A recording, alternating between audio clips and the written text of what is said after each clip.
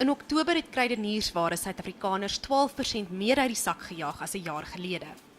Stygende kospryse is een van die hoofredes hoekom die inflasiekoers verlede maand tot 6,4% gestyg het. Een ekonoom sê egter dit beteken nie die Reserwebank gaan die rentekoers môre verhoog nie. Ek dink die Reserwebank is baie versigtig om rentekoerse te verhoog, veral in 'n tydperk waar die ekonomiese groei so tam is. Suid-Afrika het een van die swakste ekonomiese groeie tans in die wêreld, en om rentekoerse nou te lig, gaan nie vir ons baie help nie. Wat dalk sal gebeur egter is, waar ons gehoop het rentekoerse kan dalk in die eerste helfte van volgende jaar afkom, gaan dit dalk nie nou gebeur nie. Schuessler sê hy glo die inflasiekoers gaan nie veel verder styg nie. Een van die groot ekonomiese struikelblokke en iets waarna die graderingsagentskappe gaan kyk, is die hoër werkloosheidskoers.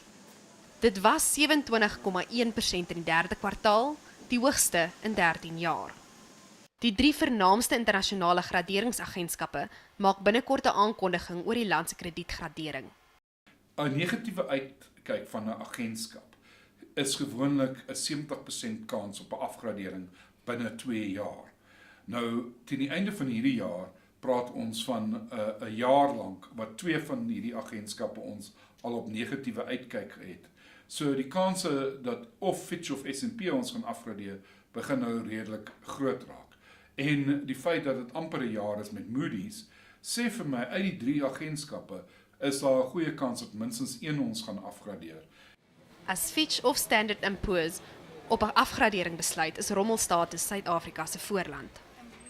Schuessler sê verbruikers bly intussen onder druk. Dit is nie net omdat rentekoerse opgegaan het nie, maar omdat daar nie groei is nie, daar's nie baie vertroue in die ekonomie nie, en veral die verbruiker se salaris het nie bygehou by inflasie nie.